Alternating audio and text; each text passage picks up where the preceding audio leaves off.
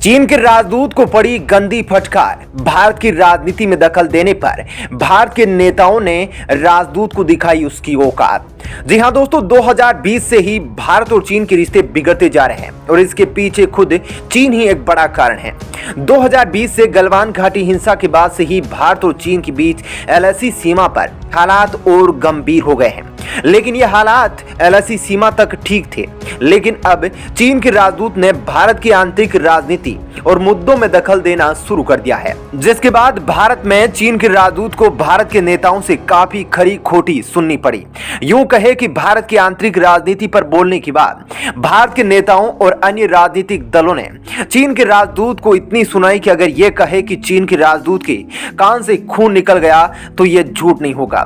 दरअसल दोस्तों, भारत अपने आप में एक स्वतंत्र देश है जिसकी अपनी राजनीति है और अपने राजनीतिक मुद्दे हैं और खुद की स्वतंत्र विदेश नीति है।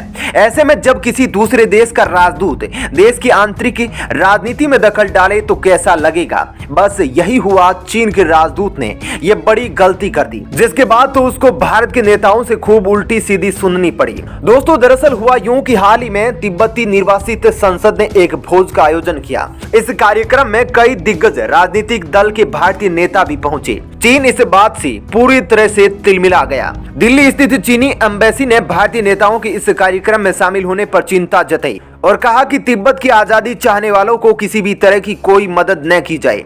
चीनी डिप्लोमेट ने इन नेताओं को एक चिट्ठी भी भेजी है और कहा कि इस तरह के कार्यक्रम से दूर रहा जाए। चीनी डिप्लोमेट द्वारा भेजे गए इस चिट्ठी को गैर राजनयिक कदम के तौर पर देखा जा रहा है।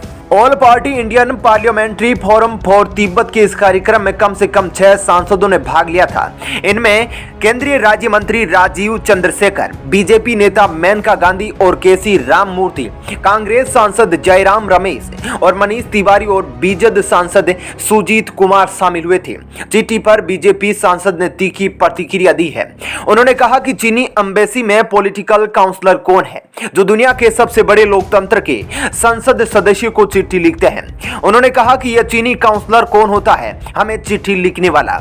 भारतीय सांसदों को चिट्ठी लिखने की इतनी हिम्मत कैसे हुई। यदि कुछ भी हो तो आप आधिकारिक चैनल के जरिए अपना विरोध दर्ज करा सकते हैं। मुझे लगता है कि विदेश मंत्रालय को एक स्टैंड लेना चाहिए। दरअसल पॉलिटिकल काउंसलर जोऊ योंगसेंग ने लिखा कि आपके तथाकथित तिब्बत के लिए अखिल भारतीय संसदीय मंच द्वारा एक कार्यक्रम में भाग लिया है और तथाकथित निर्वासन में तिब्बती संसद के सदस्यों के साथ बातचीत की है। मैं उस पर अपनी चिंता व्यक्त करना चाहता हूं। उन्होंने कहा कि जैसा कि सभी जानते हैं कि निर्वासन में तिब्बती सरकार एक बाहरी अलगाववादी राजनीतिक समूह है और यह चीनी संविधान और कानूनों का उल्लंघन करने वाला एक अवैध संगठन है। दुनिया के किसी देश ने इसे मान्यता नहीं दी है। तिब्बत ऐतिहासिक काल से चीन का अविभाज्य अंग रहा है। ऐसे में हम तिब्बत से संबंधित और चीन के आंतरिक मामलों में किसी भी विदेशी हस्तक्षेप की इजाजत नहीं देते हैं। चिट्ठी में कहा गया है कि भारत सरकार तिब्बत स्वायत्त क्षेत्र को चीन का हिस्सा मानती है और तिब्बतियों को चीन विरोधी राजनीतिक गतिविधियों को करने की इजाजत नहीं देता। चिट्ठी में लिखा है कि आप एक सीनियर नेता है जो चीन भारत संबंधों को अच्छी तरह से जानते हैं। ऐसे में आप इस मसले की संवेदनशीलता को समझ सकते हैं और तिब्बत की आजादी चाहने वालों को समर्थन देने से परहेज कर सकते हैं। दोस्तों, इस चिट्ठी के बाद बीजेपी नेता सुजीत के सुर बदल गए। उन्होंने चीन की धज्जियां उड़ाना शुरू कर दिया। उन्होंने कहा कि मैं व्यक्तिगत तौर पर तिब्बत को चीन का हिस्सा नहीं मानता। यह अलग बात है कि भारत की आधिकारिक नीति अलग है। तिब्बत पर यह संसदीय मंच तिब्बती सांस्कृतिक और धार्मिक मान्यताओं के समर्थन के लिए है और भारत के लोग और निर्वासित तिब्बती सरकार के बीच है। सुजीत ने आगे कहा है कि संसदीय मंच का लक्ष्य तिब्बत की आजादी या किसी विवादास्पद चीज की वकालत करना नहीं है। यह मुख्य रूप से साझा इतिहास, साझा सभ्यता और संबंधों के कारण निर्वासित सरकार और भारत के लोगों के बीच संबंधों को लेकर है। दोस्तों, अगर बात करें भारत की तिब्बत नीति की तो भारत की तिब्बत के निर्वासित नेताओं के प्रति लगातार सहायक नीति रही है। करीब 60 साल पहले 80,000 से अधिक तिब्बती अपने आध्यात्मिक नेता दलाई लामा के साथ कम्युनिस्ट शासन के खिलाफ एक असफल विद्रोह के बाद लहासा छोड़कर भारत पहुंचे थे। हिमाचल प्रदेश के धर्मशाला में तिब्बती निर्वासन प्रशासन स्थित है, जहां आध्यात्मिक नेता भी रहते हैं। करीब 1.4 लाख तिब्बती अब निर्वासन में रह रहे हैं, जिनमें से 1 लाख से अधिक भारत के विभिन्न भागों में हैं और यहीं से तिब्बत अपनी एक्साइल सरकार चलाता है। लेकिन दोस्तों, चीन की सांसें ऊपर नीचे होने का एक बड़ा कारण यह भी है कि जब से 2020 में गलवान घाटी हिंसा हुई है, उसके बाद से भारत की तिब्बत नीति में परिवर्तन देखा जा रहा है और भारत जो तिब्बत को चीन का मानता था, अब भारत के नेताओं की नीति धीरे धीरे बदल रही है। क्योंकि जिस तरह चीन अरुणाचल प्रदेश और लद्दाख सीमा पर आक्रामक हो रहा है, उसे देखते हुए भारत भी अपनी नीति बदल रहा है और इसका जवाब भारत ने अप्रत्यक्ष रूप से दिसंबर महीने में दिया, जब आरएसएस प्रमुख मोहन भागवत दलाई लामा से मिले। दोस्तों, पिछले साल दिसंबर महीने में 20 तारीख को आरएसएस प्रमुख मोहन भागवत अपने 4 दिन के कांगड़ा प्रवास के दौरान हिमाचल प्रदेश में संघ की जड़ें मजबूत करने के साथ पड़ोसी देश चीन को सख्त संदेश दे गए।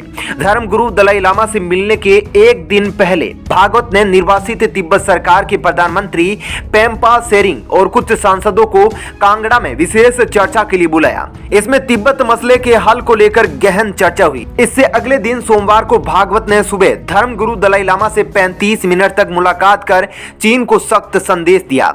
भागवत और दलाई लामा की मुलाकात को पड़ोसी देश के साथ कूटनीति से जोड़कर भी देखा जा रहा है। भागवत ने दलाई लामा के साथ धार्मिक सद्भावना और तिब्बत मसले पर बातचीत की है।